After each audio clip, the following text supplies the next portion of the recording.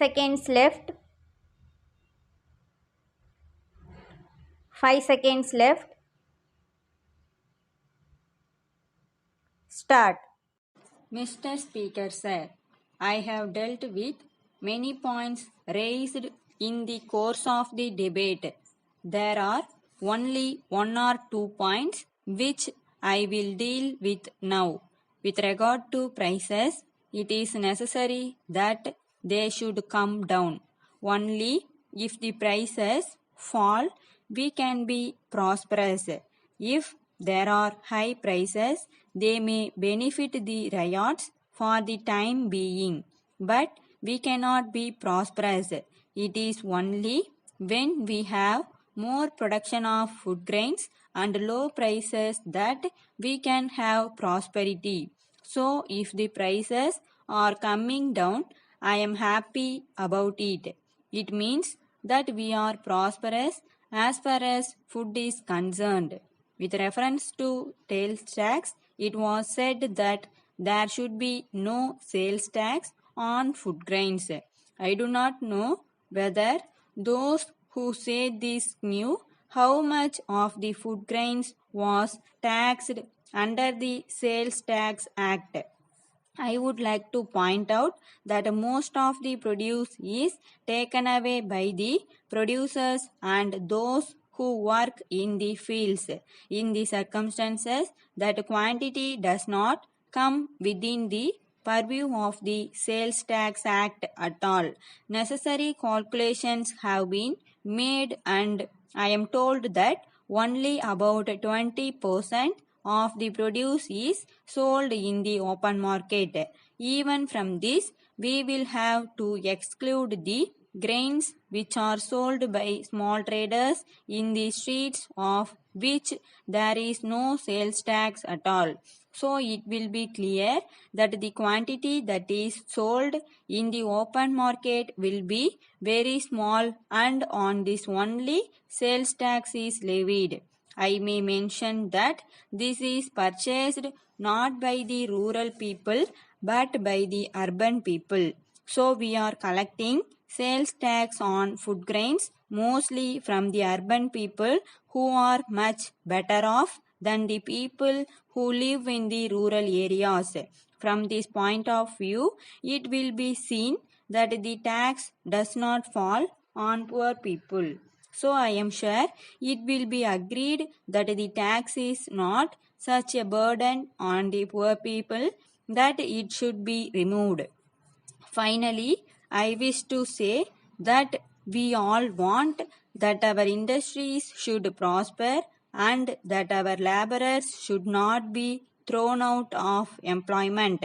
I agree that some industrial undertakings have been closed down, but before we try to find out the reasons for it, we should see what we have done to make them close down these undertakings.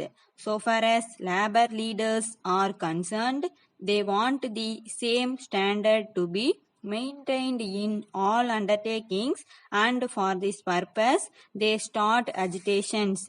When this is done, these undertakings try to satisfy them as far as possible. When they find that it is impossible to do so any further, they close down their undertakings. It is not as if we are not aware of the difficulty of laborers. We know the conditions under which they work. I come from a rural area and I am aware of the conditions of rural labor, taking into account what an agricultural laborer gets today. I can say that the industrial laborer can be considered to be a prince, but at the same time, I must say that industrial labor is working under peculiar conditions. It is a fact that political parties try to make use of industrial labor on account of their agitations from time to time. It is very difficult for the industrial undertakings to carry on their work. So, at some time or other, they are compelled to close down. Letter from Balu, Silk and Textiles Company, Kolkata, to Messrs. Jiva Brothers, Mumbai. Dear Sirs, we have received the monthly reports of sales submitted by you. On going through them, we were surprised to find that for the past 1 year you have been holding very heavy stocks with you.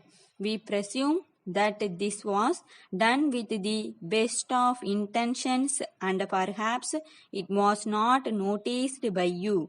But at the same time, we request you to note that the average monthly sales during the past year do not justify the holding of such heavy stocks. We have no doubt that you will agree with us that holding of such heavy stocks locks up capital and we have to lose interest on capital. Further, we have to inform you that it also increases our expenses on burglary and fire insurance premium. You will appreciate that all these result in reduction of our profits. In the present circumstances, we would advise you to reduce your stocks as much as possible and as early as possible by taking all necessary steps in the matter. If necessary, you may even hold a sale at prices up to 10% below normal. For your future guidance, we would suggest that you may regulate your stocks suitably in such a way that you only hold stocks equivalent to about 2 months average sales and it would be unwise to cross this limit. Yours faithfully,